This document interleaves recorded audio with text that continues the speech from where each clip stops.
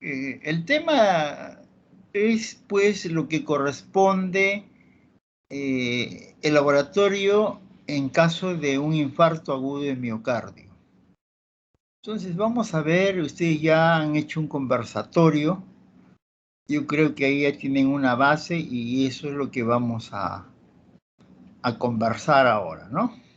Muy bien. Entonces, nosotros mencionamos acá, miren ustedes, los criterios de la OMS para este infarto de miocardio agudo. Ellos dicen, pues, para que haya infarto de miocardio agudo, hay que tener en cuenta estos tres parámetros. El dolor torácico, generalmente mayor de 30 minutos, los cambios específicos en el electrocardiograma, que todos conocemos, ¿cierto? Y lo que corresponde en este caso a nosotros, los niveles elevados de marcadores séricos de infarto de miocardio agudo. Entonces, la OMS dice, pues, estos son los parámetros muy importantes para diagnosticar. Pero dice, de estos tres parámetros, en nuestros pacientes, siquiera deberíamos tener dos de cualquiera de ellos y recién dar ese diagnóstico. ¿Ya? Ese es muy importante. No sé cómo habrán hecho ustedes el resto de su conversatorio, pero es importante cuando tengamos un caso de esta, digamos, de este tipo, la mayoría, pues, han visto la parte clínica, o sea, un parámetro nada más. Con ese solo parámetro nosotros no podemos diagnosticar. Tenemos que buscar un segundo parámetro para recién yo dar esa opinión de que se trata tal patología. Mientras tanto, no puedo reafirmar. Yo ya a los grupos que han estado conmigo de determinados conversatorios les he comentado. Nosotros cuando vamos desarrollando, yo les planteo, pues, a ver cuál es el diagnóstico, cuál es su impresión diagnóstica. En esa impresión diagnóstica no necesariamente nosotros tenemos que dar, como dice, en el blanco del diagnóstico. No, tenemos que dar una impresión, ¿no? Tenemos que buscar, como decir, un descarte de tal cosa. A mí me gustaría que no usen esa palabra que se ve muy feo. ¿Cómo le llaman ustedes? Despistaje. Entonces, por favor, nosotros no podemos hablar de esa manera. Escuchamos, colegas, famosos, sí. No, ese es un término muy no apropiado para nosotros. Entonces, cuando ustedes piensen de esa manera, pongamos mejor esa palabrita descarte de tal cosa. ¿Ya? Muy bien. Entonces, estos tres parámetros solamente yo necesito dos para poder diagnosticar en mi paciente. Muy bien, acá está la clínica, miren, ve, un cuadro muy notorio, muy frecuente. Este señor está saliendo después de asistir a un restaurante, después de servirse algún alimento, sale y siente ese malestar, ¿no? Ese malestar, digamos que este es típico, ese dolor precordial que nosotros llamamos, ¿cierto? En esa zona, ubicado, y luego irradiado al brazo izquierdo, la parte interna, ¿no? Ese es un dolor típico, pues, ¿no? Muy común, muy notorio, que casi todos nuestros pacientes nos informan. Y el electrocardiograma, señores, que es un paso muy importante. No sé si ustedes ven, caramba, se fue.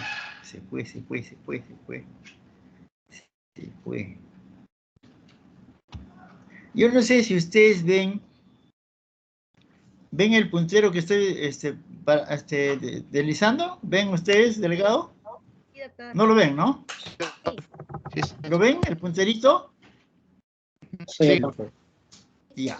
Esta zona que ustedes ven, que es una zona blanquecina, ¿no? Lógicamente, este es parte del corazón, ¿no es cierto? Ustedes están viendo el gruesor de esa pared, ¿no? Miocárdica, ¿no? Esta zona se supone que es una zona de isquemia.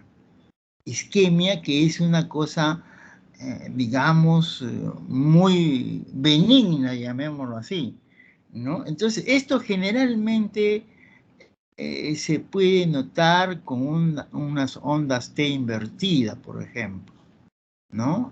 Acá se puede notar, ¿no? Es una onda T invertida lo que vamos a notar. Luego, una zona un poquito de mayor, digamos, de gravedad, llamémoslo de repente así, o de mayor compromiso, tenemos esta zona. Ustedes lo ven un poquito más oscura, que esta zona se llama zona de lesión. Y generalmente aquí en el electrocardiograma vamos a encontrar desniveles ST. ¿Ya? Esas son cosas muy particulares que podemos notar, ¿no? Pero miren ustedes, más internamente vemos esta zona oscura, que es necrosis. Y eso es lo que nosotros llamamos infarto. Pero este es un infarto bastante extenso.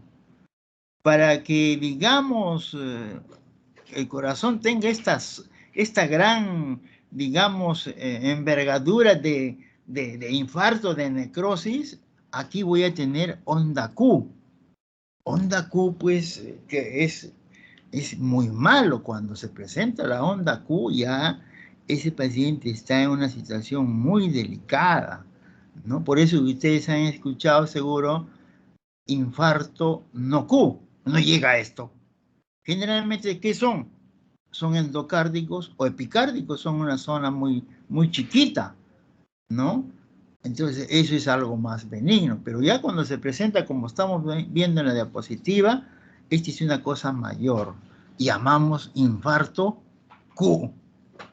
Y es lo más grave, ¿no? Entonces, este es el segundo parámetro. El primero hemos visto la clínica, el electrocardiograma. Y acá son lo que corresponde a nosotros, las enzimas cardíacas, ¿no es cierto? Miren ustedes el corazón que está acá, esta línea negra, que es la creatinfosfoquinasa. Pero si ustedes se dan cuenta, miren ustedes a dónde también hay, en el músculo, pero también hay en el cerebro. Y vamos a hablar todas esas, digamos, partes que tiene la MM, la BB, la MB, etcétera. Vamos a decirlos ahora, ¿no? Entonces, para que ustedes se den cuenta, ¿no? Después, el otro marcador que ustedes están viendo acá, ¿no? Miren ustedes la TGO o la aspartato aminotransferasa, que ustedes también lo conocen con ese nombre. Este es este rojito, ¿no es cierto?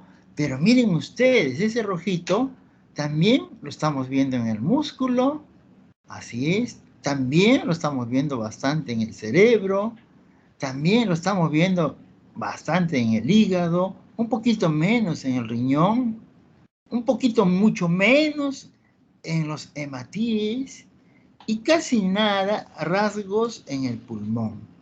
Y nuevamente tenemos ya valores un poquito más incrementados en el páncreas. Y en el vaso es otro más poquito que se puede notar. Como ustedes ven, no podemos decir que esto es exclusivamente el corazón, ¿no es cierto? O sea, no es tan específico. Así es, ¿no? Entonces, después tenemos este celestito que ustedes lo ven acá, que es la deshidrogenasa hidroxibutírica, que en la fecha ya no se utiliza porque no es nada práctico, ¿no? Y tampoco no nos ayuda. Lo que nosotros tenemos en la actualidad es este verdecito que es la deshidrogenasa láctica, ¿no es cierto? Miren, ustedes están viendo también en qué zonas está más frecuente. Por ejemplo, está más frecuente en el corazón, en mayor proporción, digamos, está en los glóbulos rojos. Por eso es que cuando hay una anemia hemolítica, miren ustedes cómo se incrementa, y como en este caso, lógicamente también, pero este es uno de los marcadores que aparece más tardíamente. Y también permanece un poquito más de lo que otros marcadores ya van desapareciendo. Eso no sirve pues para decir qué tiempo tendrá de haberse producido el infarto.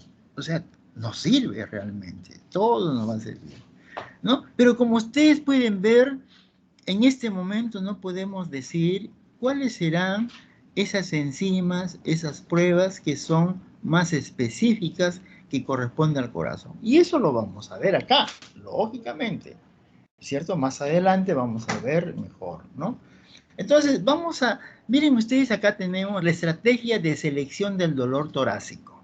O sea, frente a un dolor torácico, vamos a ver, en primer lugar, ¿no? Acá dice, descartar infarto agudo de miocardio, ¿cierto? Tenemos una historia débil, así es, un electrocardiograma normal, unas enzimas normales, o sea, realmente no hay nada que decir. Tengo un dato solamente clínico y muy pobre. Entonces, generalmente, este paciente hay que descartar que se trate de un infarto agudo de miocardio, alta, o hacer pruebas, o citarlo nuevamente al paciente, ¿no? Entonces, hay que tener mucho cuidado. Yo quisiera mencionarles en mi caso, yo, miren señores, yo tuve un infarto del corazón, y yo tenía ya como 2 meses, tenía un poquito de disnea, al siguiente mes un poquito más de disnea, y ustedes saben que yo soy muy renegón.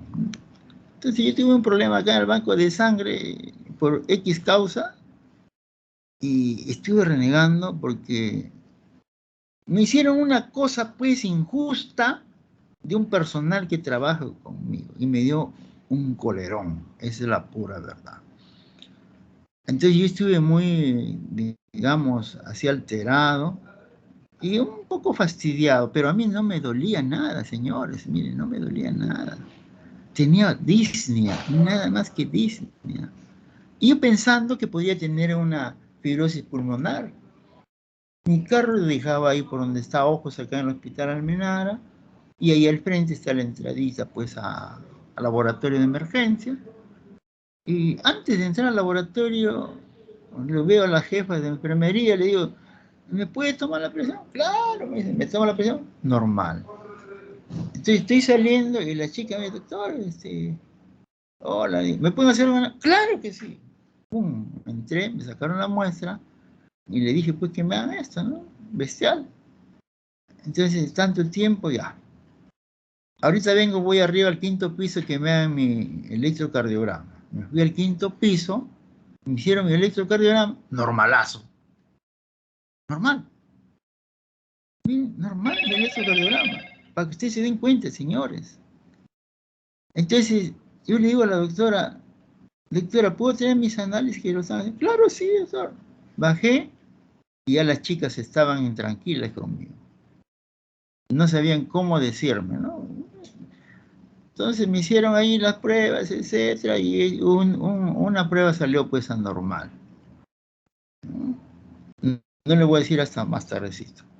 Entonces me dijo, yo le dije, pues no, voy al 5.º piso para que lo vea pues el cardiólogo. Subí al 5.º piso y la doctora de frente me dijo, doctor, este es infarto y tiene que hospitalizarse.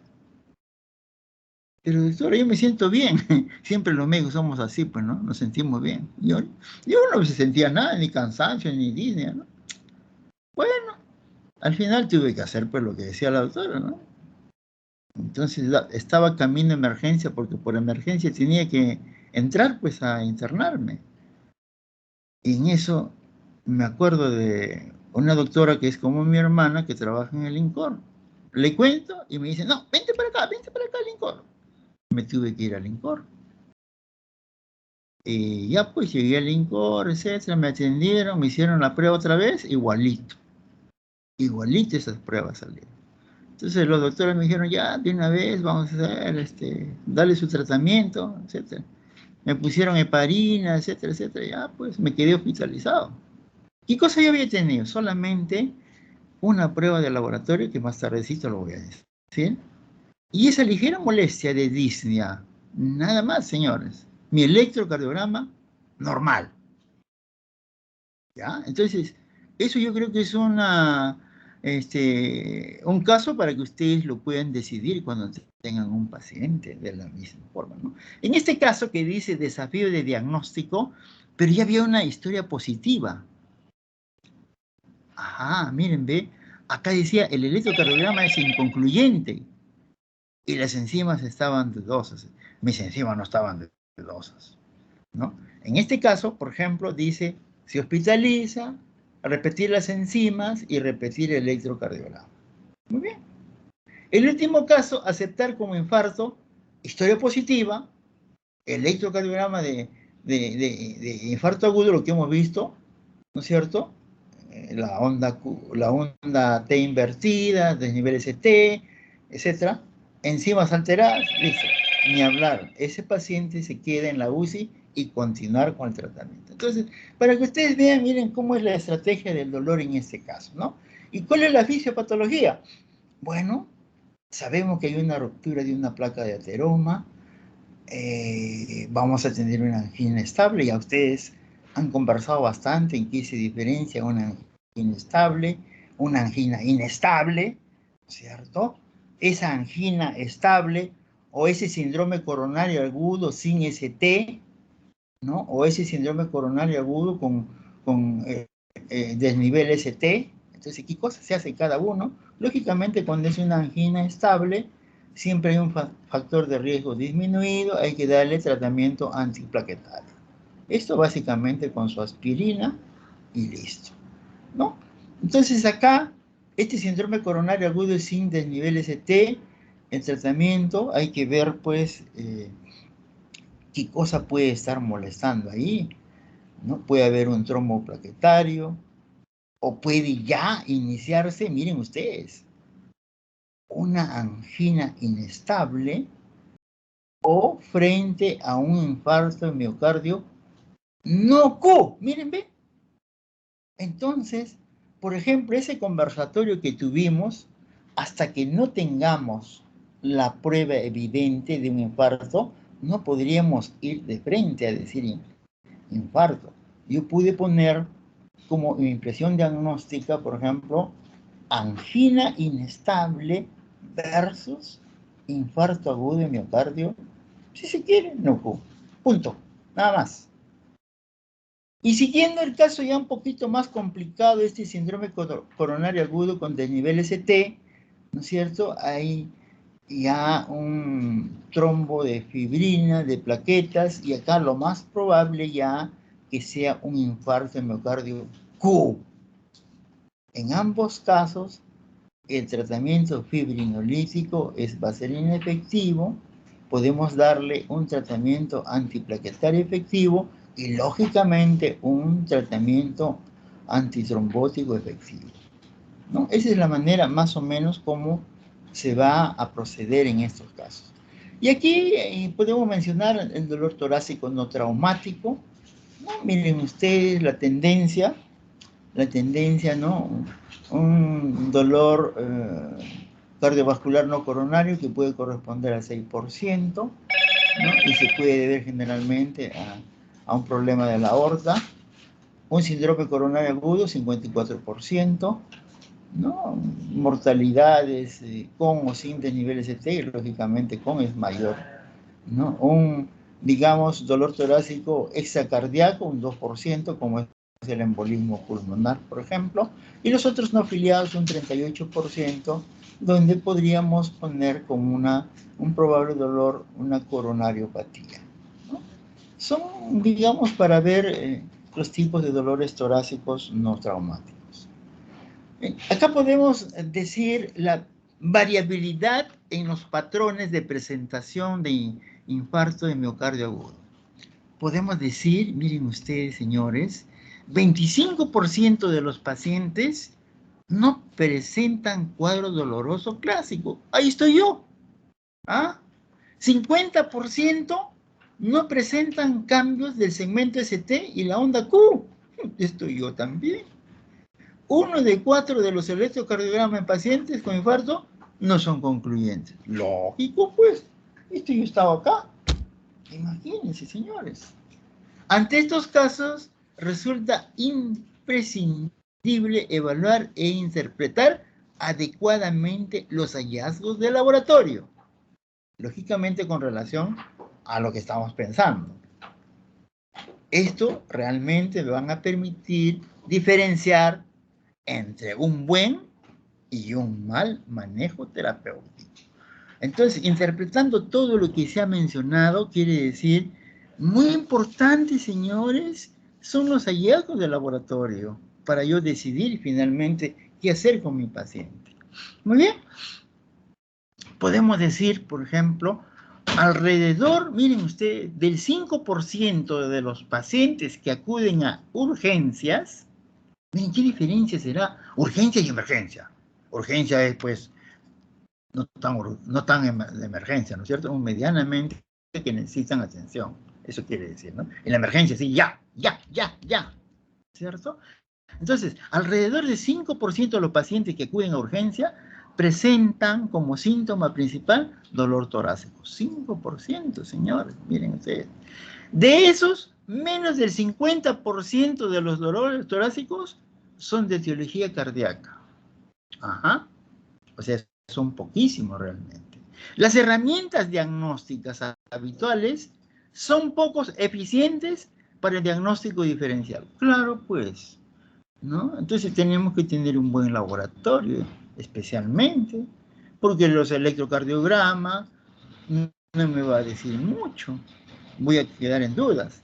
Bueno, entre un 2 y 8% de pacientes con isquemia aguda, o sea, ese es el caso más alejadito, que es poco benigno, digámoslo así, ¿no? Entre un 2 y 8% de pacientes con isquemia aguda son dados de alta erróneamente en los servicios de urgencia, presentando una mortalidad de 2 a 4 veces superior a los de los pacientes hospitalizados con infarto. O sea, siempre hay que anotar si ese dolor, si se trata realmente de un problema coronario, hay dudas que no está bien claro. En este caso, si yo no tengo bien claro, ese paciente debe quedarse. Tenemos que seguir evaluando, ¿no? Y acá lo dice que presenta una mortalidad de 2 a 4 veces superior a los pacientes hospitalizados. O sea, es mejor que esté observados, eso quiere decir. ¿Cierto? Muy bien. Es habitual una demora superior a los 60 minutos para el inicio del tratamiento repermeabilizador. Ese es otro problema, ustedes saben, no solamente acá en el Perú, en todos los países siempre hay ese problema, demora, porque la asistencia de pacientes pues es bastante alta, ¿no? La atención se necesita más médico, más personal, etc. Entonces dice acá, miren ustedes, señores, los dos anteriores condiciones pueden provocar litigio. O sea, la demora de 60 minutos y lo que yo le mando a su casa, esos son actos que me pueden enjuiciar a mí. Yo puedo estar frente a problemas legales. Entonces hay que tener mucho cuidado si realmente, erróneamente, yo estoy dando de alta a un paciente con estas condiciones. Muy bien. Entonces podemos decir también, se ingresa innecesariamente un porcentaje importante de pacientes, hecho que provoca costos económicos innecesarios. Lógicamente hay otros pacientes que no están con estas condiciones, ¿no? Y nos quita pues espacio, ¿no? Como siempre ocurre en algunos casos, ¿no? Muy bien. Entonces, clásicamente nosotros, ¿qué cosas hacíamos en el laboratorio?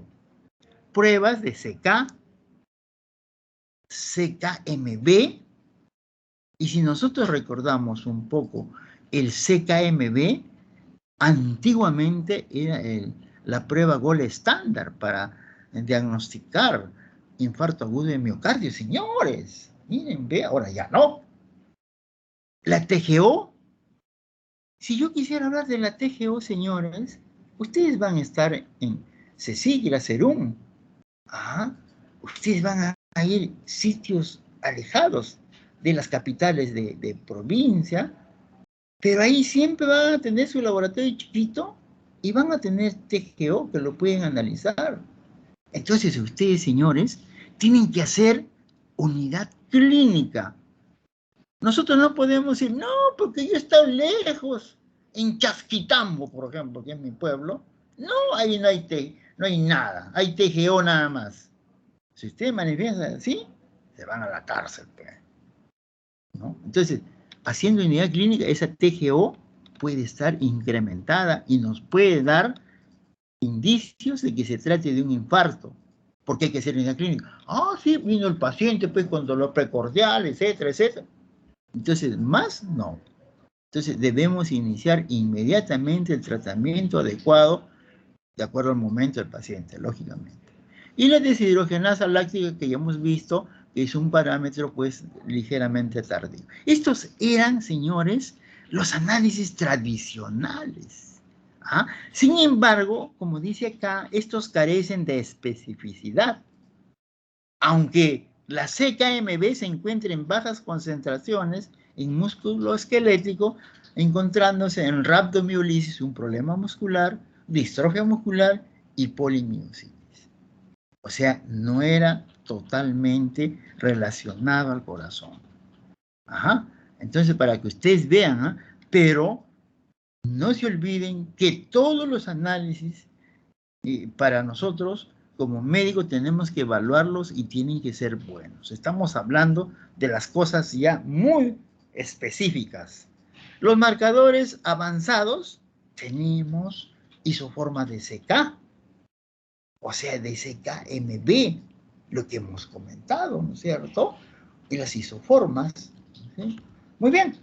Después otro marcador, la mioglobina, lo vamos a ver más de un momento. La mioglobina, por ejemplo, es un marcador que se puede presentar a la hora de un infarto, pero que no es específico, ¿no es cierto? Ah, las troponinas cardíacas, qué interesante. Esta es la prueba que a mí me dio, pues, me hicieron y salió incrementada. ¿Ah? Entonces, pero muy ligeramente. Aunque se encuentre ligeramente, pero está incrementada, eso ya es infarto. ¿Ah? Entonces, ese es lo único que a ustedes les puede ayudar, señores. Ustedes tienen que ver ahora, acá hay troponina cardíaca T y troponina cardíaca I. Lo vamos a ver ahorita. ¿Ah? ¿Cuál podemos elegirlas? ¿No? Lógicamente también, si no hay la que hemos elegido y no es tan buena, tampoco, no, por culpa de esa prueba, no. Todo sirve, señores, todo sirve. Muy bien, siendo lógicamente estas últimas como las más provisorias, sobre todo por su especificidad.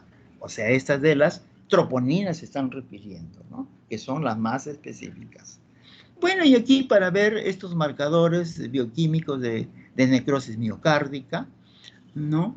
Lo que ya acabamos de ver, quienes se encuentran en el citoplasma, ¿no? La CKMB, la deshidrogenasa láctica, la aspartato aminotransferasa, la mioglobina, la isoenzima BB de glucógeno fosforilasa, están en el citoplasma. En ambas, o sea, digamos, en citoplasma y tropomiosina, están pues las troponinas que estamos hablando, ¿no? 3 a 8% en el citoplasma, 92 a 97% en la tropomiosina, ¿no? Entonces, y las estructurales, la miosina y la actina. Bueno, ya, ese es, digamos, estos marcadores de necrosis, ¿no? Y aquí una evolución histórica, miren, señores, de qué nos servimos durante todo este tiempo para poder indicar a nuestro paciente su estado clínico, ¿no? Por ejemplo, en el año 1954 se tomó en cuenta el aspartato aminotransferasa. Ah, miren, ve. O sea, tenía valor, señores. ¿Ah? Haciendo unidad clínica, lógicamente, ahora también es valioso. Por eso le digo, ustedes donde se vayan en los puntos más lejos de la capital, ustedes van a encontrar esta prueba y les va a servir. Ustedes no estén derivando, no, se va a la capital, a eso. No, no, no, ustedes tienen que ser lo máximo en tratarlo. Y ahí no, ustedes no operarán, pues no van a poner un stent, pero tienen que dar el tratamiento inmediato, el tratamiento clínico que ustedes están aprendiendo ahora. Ajá. Muy bien, miren ustedes, en 1955 la deshidrogenasa, 1960 ya se hablaba de la CK. Ajá. En 1971 se hace la definición de infarto, la OMS. El año 1972 ya se habla de la CKMB, un poco más avanzado, por electroforesis. Lógicamente son pruebas muy laboriosas cuando hablamos de electroforesis. 1975 la CKMB por inmunoinhibición, también laboriosas. 1975 también ya se hacía la mioglobina por radioinmunoanálisis. Ustedes saben, radioinmunoanálisis, todas esas pruebas ahora ya no se utilizan mucho por los peligros para el que procesa la irradiación, ¿no? Pero se hacía el año 1975, ¿no? En el año 1985 la CKMB de concentración ya un poquito mejor para poder trabajarlo y sobre todo su costo también más bajo. En el año 1989 ya se habla de la troponina T, señores. Miren qué valioso, 1989. 1989 también ya se habla de la mioglobina por inmunoanálisis no radioisotópicos. Está excelente, diferente al otro, ¿no es cierto? 1990 ya se habla de isoformas de CKMB. Son pruebas mucho más específicas, más sensibles, pero totalmente muy complicadas para su procesamiento, muy complicadas. Y había poca difusión, por ejemplo, de ellas. 1992, y ya se habla de la troponina I. Vamos a ver, ¿cuál es la diferencia con la T? Ajá. 1992, se habla también nuevamente, ¿no? La troponina T, pero por una otra manera de estratificación de riesgo. 1995 se habla también de la troponina T por un sistema de puntos de corte. 1997 se habla de la troponina T para un tratamiento antitrómbico, por ejemplo. 1999 se habla de la troponina T para fibrinolisis especialmente, y en el 2000 ya se hace una redefinición de infarto de miocardio. Entonces, esta es una evolución histórica para que ustedes puedan ver, ¿no?, cómo ha ido evolucionando el tratamiento, las pruebas que hemos tenido. Y aquí, miren, señores, en primer lugar, las pruebas que ustedes están viendo, la parte de arribita, la CK total, ¿no es cierto? La CKMB, ajá, con actividad catalítica, la CKMB de concentración másica, la mioglobina, la troponina.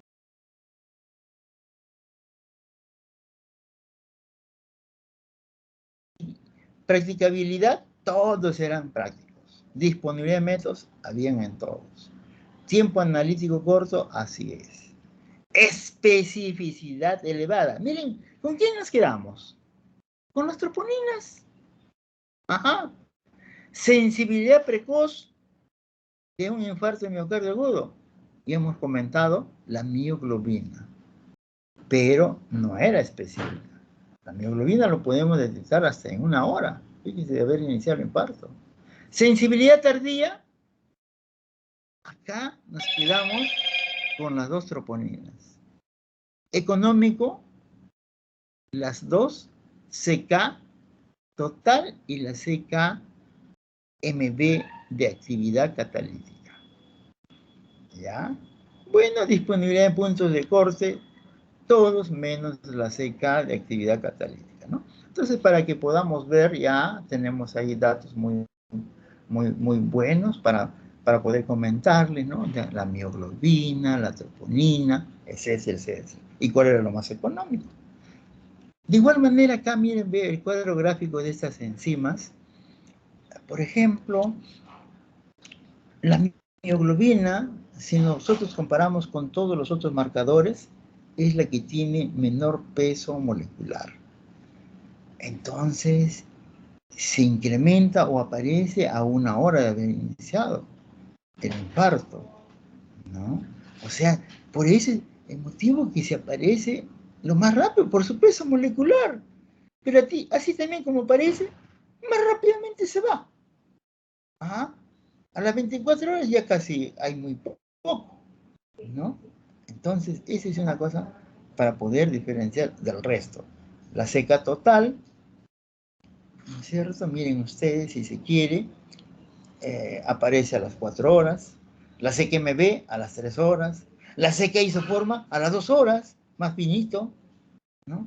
Pero las troponinas T, por ejemplo, a las 3 horas. Troponina I a las 4 horas, ¿no? Pero estos últimos eran más específicos, ¿no? Muy bien. Y aquí, ¿no?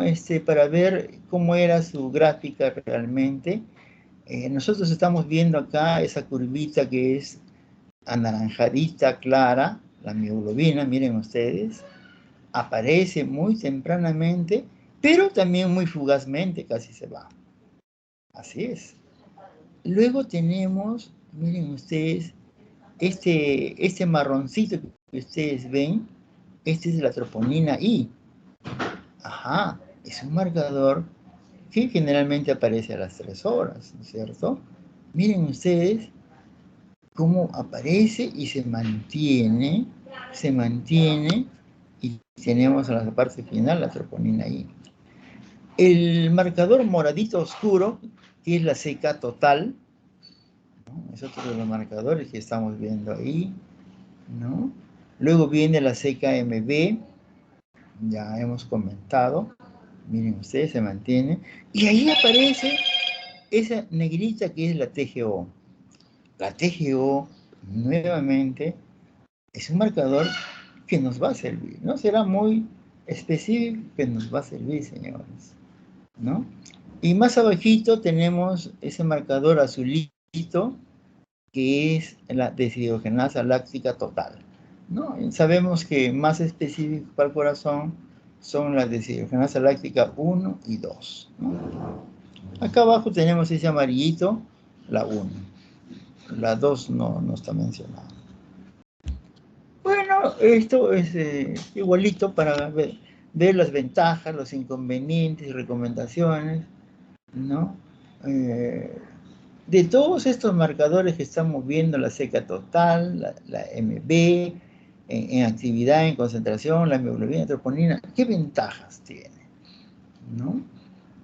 Por ejemplo, lógicamente yo puedo decir de las troponinas que tienen una cardioespecificidad.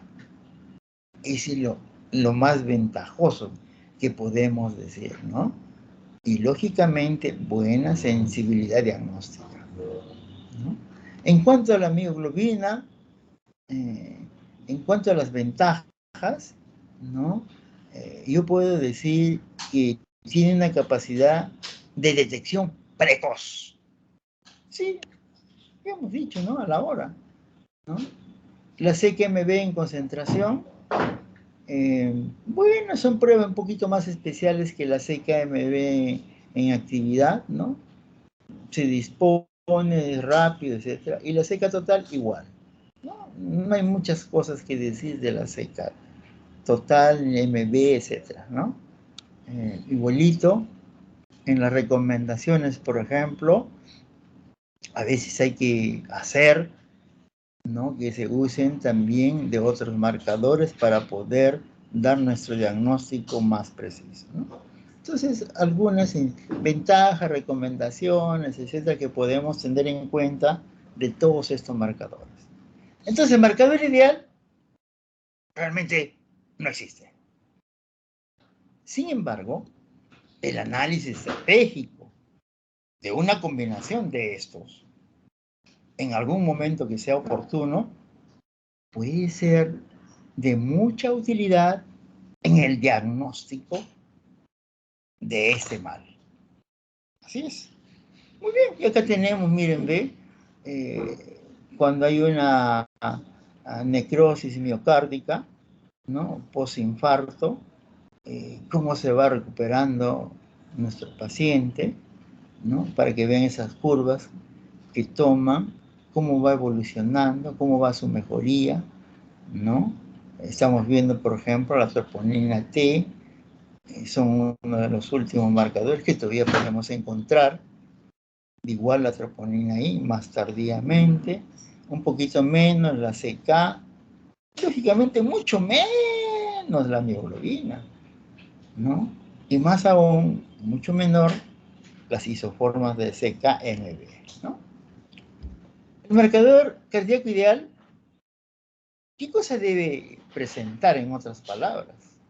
Elevación prolongada. ¿Esto para qué? Para un diagnóstico temprano dentro de las 2 a 6 horas después de iniciarse el ataque. Muy bien, así como tardío, más de 7 días. Eso yo tendría que temer, pero a veces eso no es posible. Una especificidad cardíaca, eso probablemente podemos encontrarla, ¿sí? Lógicamente de utilidad clínica, rendimiento excelente, que sea pues sensible, rápido, fácil de realizar, eficiente en cuanto a costos. Lógico, eso es lo que se quiere, por ejemplo, ¿no? Entonces, este es el marcador ideal que deberíamos tener. Es como cuando yo le digo, ¿cuál es el donante de sangre ideal? Puede ser pregunta de examen. Eso lo hemos dicho. ¿Cuál es el donante ideal? ¿Cuáles son esas 4 características? Miren, ¿sí? Acá estamos igualito, similar. ¿Cuál sería el marcador cardíaco ideal? Muy bien. Y vamos a empezar con la mioglobina. Ya hemos comentado que es una proteína de bajo peso molecular, menos de 18.000 Dalton, que está presente en todo el tejido muscular. Lógicamente, como proteína captadora de oxígeno, sirve como reserva de él mismo, facilitando su disponibilidad en la célula muscular cardíaca. Así es. Bien. Es liberada la circulación procedente pues de las células miocárdicas dañadas, estamos hablando de infarto, ¿no es cierto? Y puede ser demostrada luego de pocas horas de producir el infarto, como ya lo hemos dicho. Se incrementa entre la primera y la tercera hora de ese infarto. Mucho más rápida que los otros marcadores. Entonces, esto impajaritable tienen que saberlo. Muy bien. Debido a su reducido tamaño, así es liberada fácilmente del tejido miocárdico necrótico. Y asimismo, miren ustedes, filtrada rápidamente por el glomérulo, retornando a valores normales a las 24 horas de producido el evento. Lógicamente, pues si tiene bajo peso, ¿no es cierto? Es liberada rápidamente del tejido miocárdico afectado y filtrado rápidamente por el glomérulo, ¿no? Retornando a valores normales a las 24 horas, ¿no? Está facilísimo recordarlo. Estas propiedades le otorgan alta sensibilidad en las primeras horas de este infarto. Lamentablemente, como ya hemos comentado, carece de la especificidad, ¿no? Porque es también liberado por el músculo esquelético. Muy bien. Actualmente se usa como parámetro de reperfusión luego de la trombolisis para el tratamiento de este infarto. En efecto, una elevación marcada mayor de 469 nanogramos por mililitro luego de 60 minutos de efectuado el procedimiento es considerado como buen índice de reperfusión. Eso hay que tener en cuenta. O sea, es muy bueno, ¿no? Para, digamos, valorar en una reperfusión la mioglobina, señores. ¿Ya? Y acá Miren, podemos ver, esta es una cosa muy interesante, ¿no? Conocer estas líneas que ustedes ven, líneas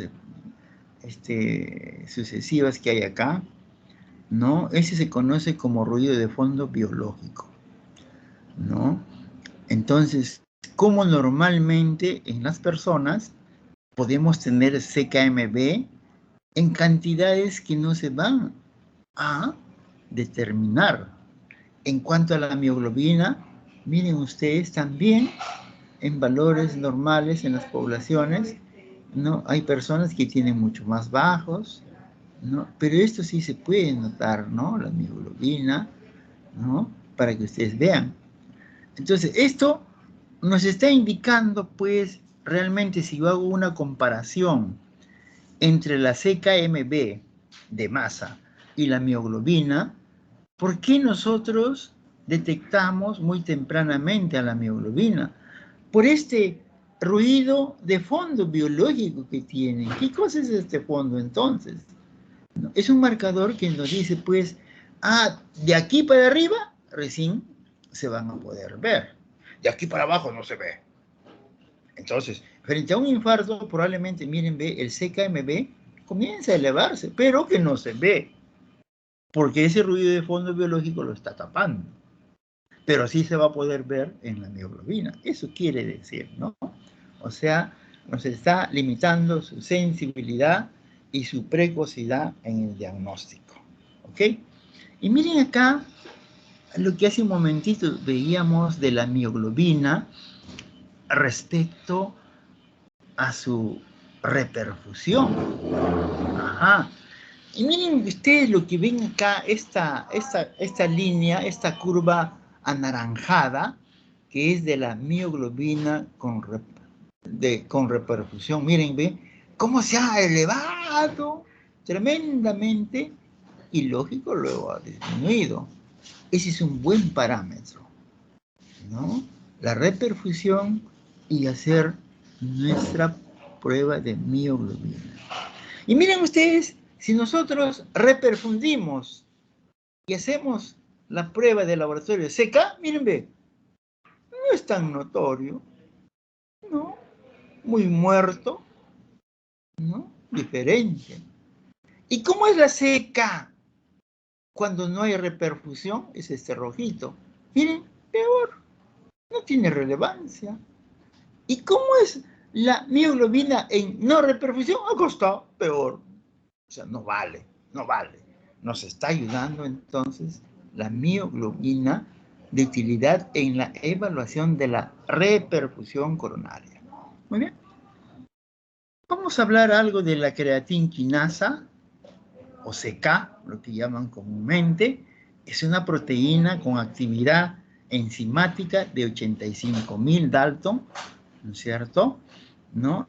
En el citoplasma del miocito promueve una reacción que lo promueve de ATP. Es una proteína dimérica formada por unidades B y M, posibilitando las combinaciones de B, MM, MB. Bien. Y esta hizo CKMB, CK en realidad total, por más de 30 años, el CK y su enzima CKMB han, como dijimos, han servido como estándar de referencia, ¿no? Modificaciones translacionales, ¿sí?, de estas isoenzimas producen 3 isoformas. Y entramos otra cosa más dividida, ¿no? De MM, y dentro de ellas MM1, MM2 y MM3. Y 2 de MB. ¿Cuáles son ellas? MB1 y MB2. Entonces es bueno recordarles estas isoenzimas que corresponden a estas isoformas, pero que fatalmente en el laboratorio muy pocos los conocen en los colegas médicos, y son pruebas muy, digamos, especiales para hacerlas, ¿no? Entonces, esto casi no se utiliza en este momento, ¿no?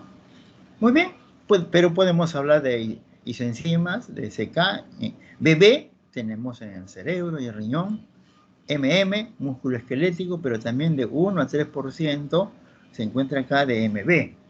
¿cierto? La MM y MB en el miocardio, ¿no? Ese es el gran problema, ¿no? Se encuentran esas dos cosas. Desde el inicio de 1980, CKMB era el gold estándar, como hemos dicho, ¿no? Puede elevarse en individuos con angina, insuficiencia coronaria grave, miocarditis, cirugía cardíaca, hipertermia, uremia, cetoacidosis, shock séptico, etcétera, etcétera, etcétera. ¿No? Podemos ver eso. Muy bien. Se incrementa luego de 3 a 4 horas de iniciar el infarto, nivel máximo a las 24 a 36 horas. Es importante hacer mediciones seriadas. Una elevación progresiva seguida por una caída a niveles bajos es virtualmente infarto. CKMB1, CKMB2 son subtipos formados cuando una enzima sérica conocida como carboxipeptidasa separa los residuos de lisina de la porción terminal de esta molécula formando proteínas con diferente motilidad electroforética, ¿no? Entonces, como decíamos, son pruebas un poco especiales que no se emplean en la rutina, ¿no? Ciertas isoformas son liberadas a la circulación más rápidamente que la CKMB, lógico, pues, esa es su acción, ese es su motivo, ¿no? Ocasionalmente tan rápido como una hora. Miren ustedes, tan igual como la mioglobina. A las 4 o 6 horas su sensibilidad es de 56 a 96%. Son métodos de análisis complicado, electroforesis, y su uso no está difundido. Lo que estamos comentando. La CKMB, limitaciones, su sensibilidad en las primeras horas después de iniciar es bajo, su especificidad es limitada, ¿no? Por la posible presencia de daño muscular, esquelético, lógicamente. Aunque en recientes años la medición de CKMB se realiza con el uso de anticuerpos monoclonales, que ya es otra cosa, nuevos marcadores aparecieron que proveen mayor sensibilidad y especificidad en detectar daño incipiente de la célula miocardio. Son posibilidades que podríamos hacer las pruebas, ¿no? Y aquí el complejo de la troponina, ¿no es cierto? Ya vamos a ver cada una de ellas, la troponina C, la I, la T, el calcio, la tropomiosina, la actina, como dicen, ¿no es cierto? Entonces, estas troponinas cardíacas es uno de los adelantos más importantes en el diagnóstico de infarto agudo de miocardio. Las troponinas T y la troponina I. El complejo de la troponina realmente regula la interacción mediada por el calcio entre la actina y la miosina. Esto es lo que se conoce como acoplamiento electromecánico. Entonces, el complejo de la troponina está constituido por 3 subunidades proteicas que regulan el proceso mediado por el calcio. Muy bien, acá tenemos. Miren el complejo de esta tropomiosina, ¿no? Que contiene pues la troponina T y la troponina I. ¿No? Podemos decir, por ejemplo, la troponina T, ¿no? Une el complejo de troponinas a la tropomiosina. Así es. O sea, la troponina C une al calcio y inicia la contracción. Por eso es la C, para no olvidarse, ¿no es cierto? Y la troponina I inhibe, ahí está, ahí, inhibe la contracción en reposo. No son acciones que cada una, su función de cada una de ellas, ¿no es cierto?, que tiene su importancia. La troponina C es una proteína de 18.000 Dalton que fija el calcio, como hemos comentado, etc. La troponina I tiene un peso molecular de 24.000 Dalton, se encarga de inhibir lo que hemos dicho, y la subunidad T tiene un peso molecular de 37.000 Dalton, fija el complejo en sí a la tropomiosina de este filamento delgado. ¿No? Eso es lo más importante que debemos conocer.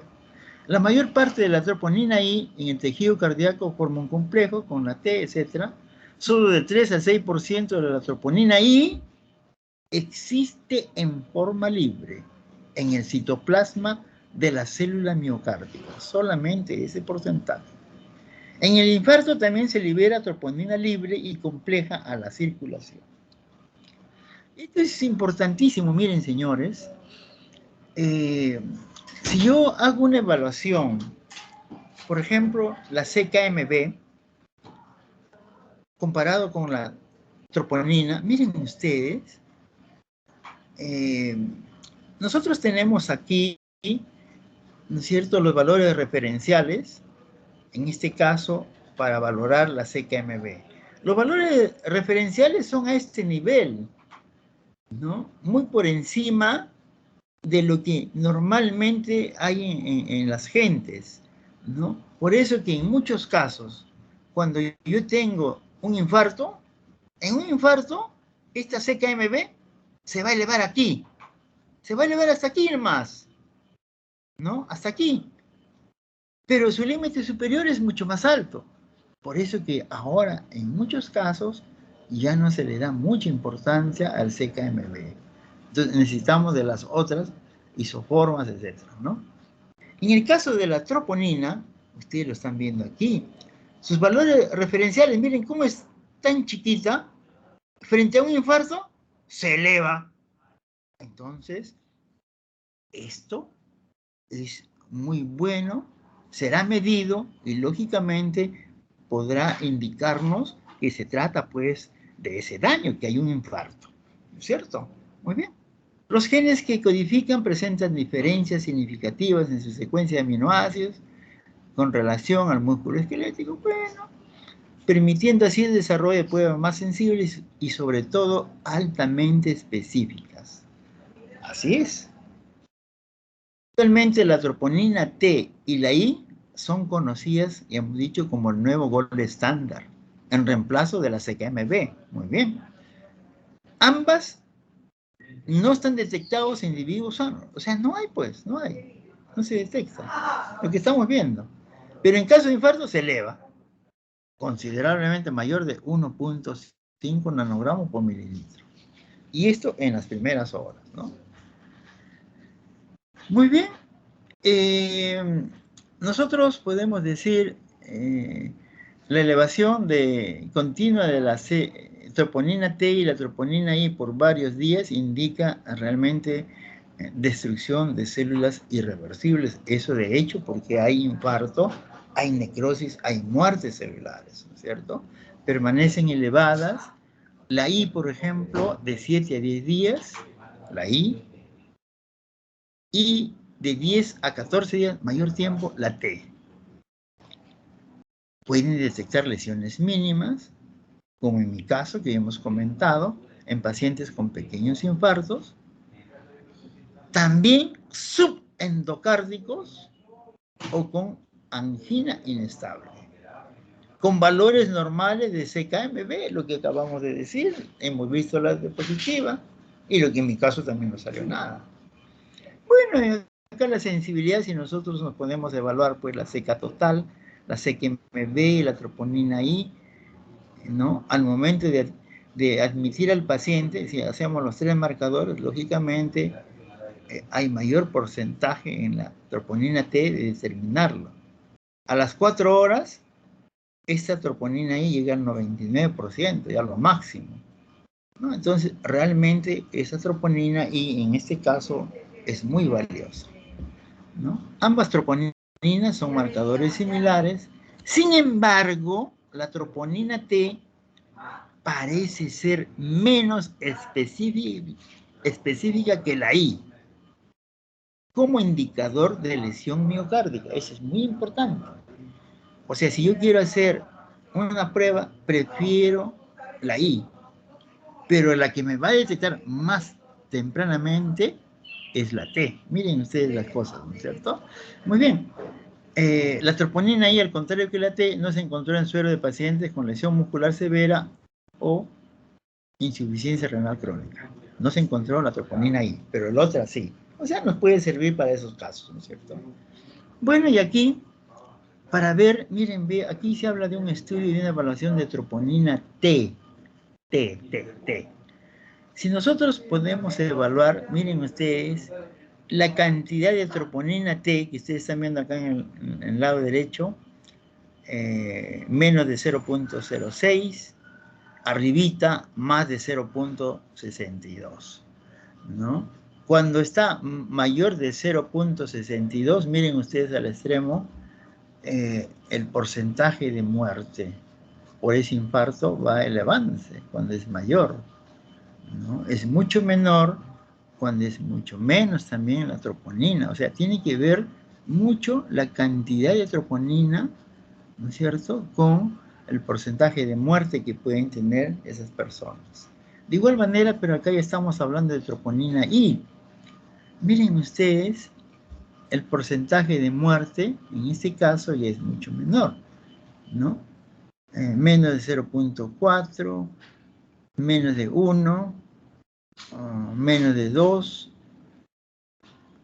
etcétera. Miren ustedes, el porcentaje de mortalidad, también a mayor cantidad de troponina I, lógicamente va a ser mayor el porcentaje, pero mucho menor de lo que estamos viendo el anterior, ¿no?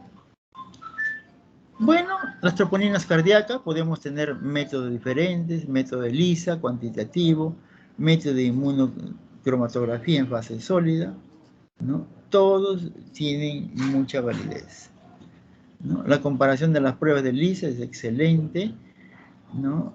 Las líneas tenues indican presencia de troponina en la muestra de sangre. La interpretación de pruebas cualitativas requiere entrenamiento y destreza. Bueno, así es. Y lógicamente, ya como hemos mencionado, las troponinas calificadas como nuevo gold standard, ¿no es cierto? Y la aplicación clínica, ya sabemos, síndrome coronario agudo, angina inestable, ¿no? Y también podemos encontrar troponina elevada, ¿no?, con CKMB normal en miocarditis, cardiomiopatías, rechazo de trasplante cardíaco, etc., ¿no? La troponina en plasma de 10 a 20% después de intervención coronaria no complicada, como en angioplastía. A mí me hicieron angioplastía, lógicamente. Uso potencial de troponinas en el monitoreo de daño cardíaco. Esto en los pacientes con tratamiento de cardiotóxica, ¿no? Un tratamiento quimioterapia. Muy bien.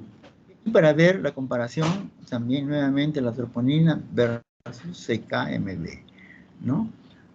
Bueno, cardioespecificidad, las dos troponinas. Aumento de horas, lógicamente mejor son las troponinas.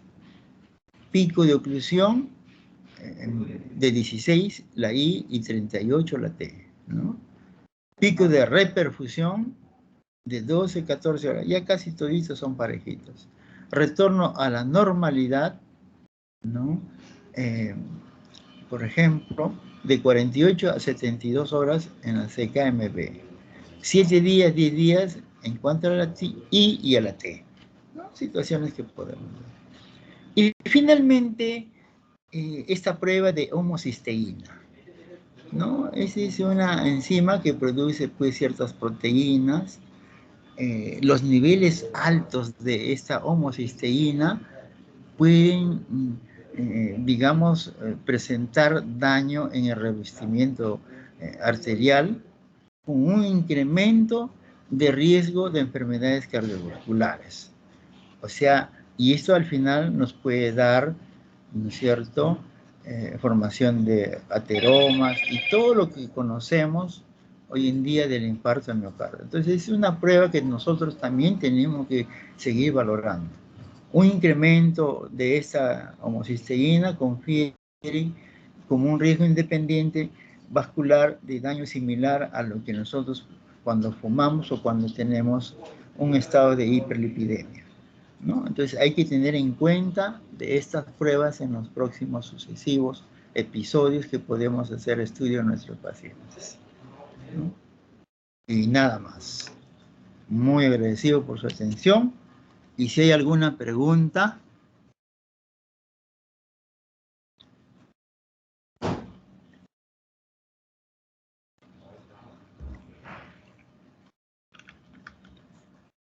No hay preguntas, señores. No me preguntan siquiera por mi caso. No les interesa mi vida.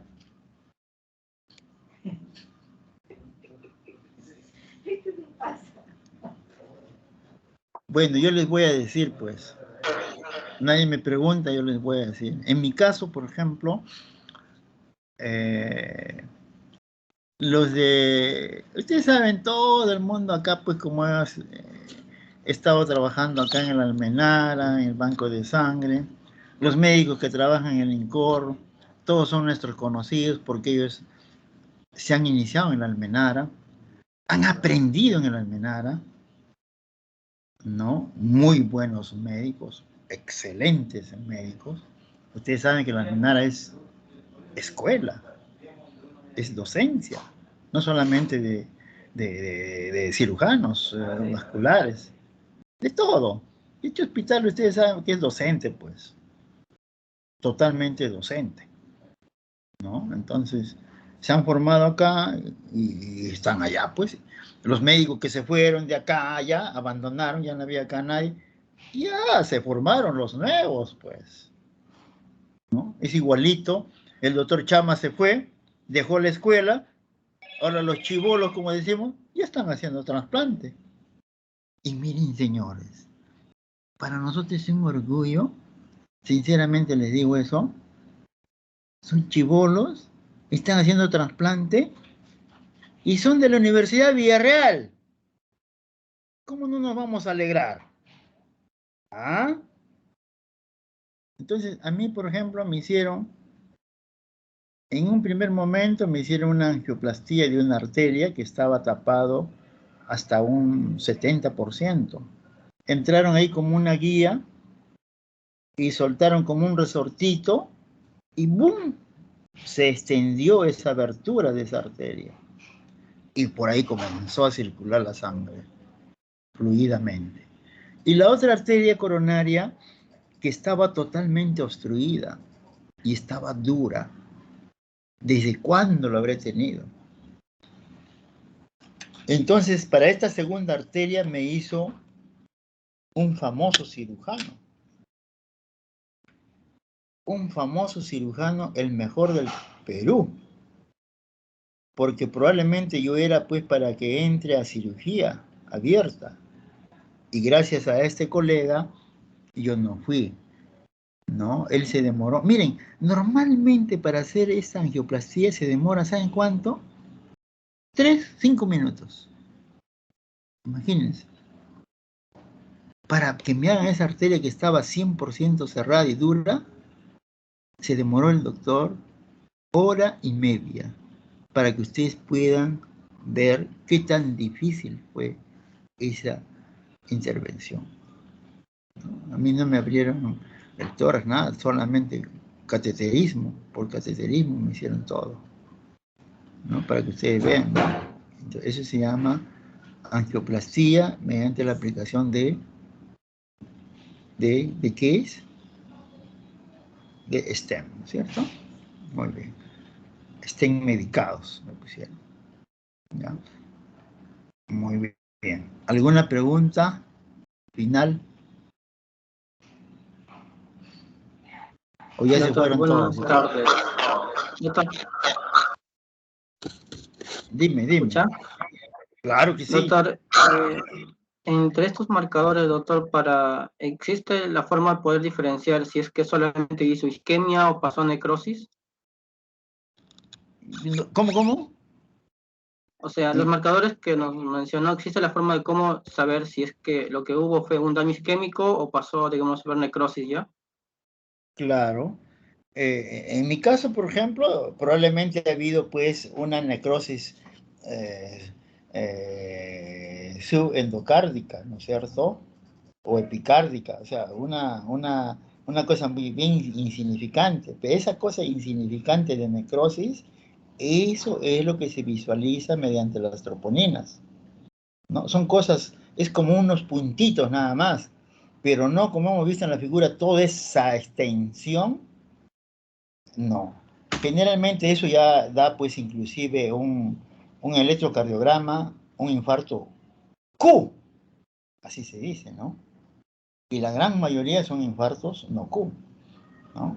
Entonces yo he visto personas, pacientes, que han tenido el infarto, inmediatamente lo han llevado al hospital, donde esa pared cardíaca se ha perforado, se ha hecho un hueco.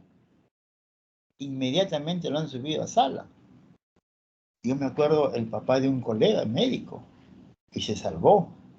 Para que ustedes vean cómo, hasta qué punto nuestros colegas cirujanos cardiovasculares pueden realizar estas, porque eso son proezas realmente, ¿no? Como un corazón perforado pueden actuar, pueden lógicamente mejorar la salud de las personas. Esos casos que son pues de isquemia,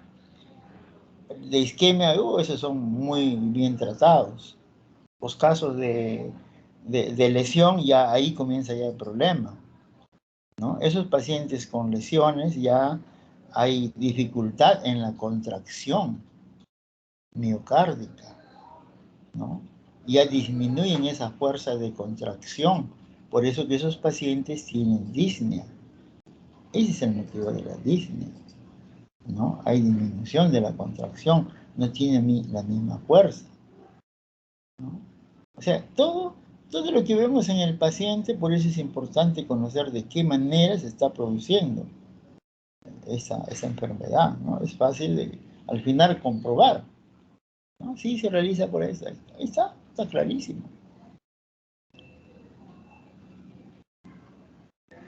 Muy bien. ¿Está de acuerdo o está de desacuerdo? Doctor. O usted de Perú posible. Perú posible, no, Perú libre, ¿no? ¿Qué más? ¿Alguna pregunta más? Bueno, si no hay preguntas, niños, ya nos vemos para el examen, pues.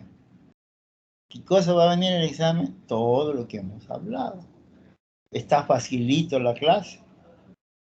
¿Ah? Está facilito cómo ya ustedes van a interpretar un infarto y cuándo no van a decir que es infarto. Cuando es un dolor torácico, que no es complicado con un problema cardiovascular, ¿no? ¿Cuándo tienen que decir que el paciente se quede? ¿Qué pruebas tienen que pedirle? ¿Qué pruebas son mejores? ¿Qué pruebas son? ¿A qué tiempo aparece? ¿Cuál es más sensible? Etcétera. Entonces son cosas que nosotros debemos saber, colegas. ¿Ya?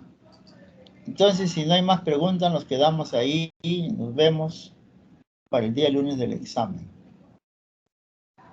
Muy bien. Chao, jóvenes.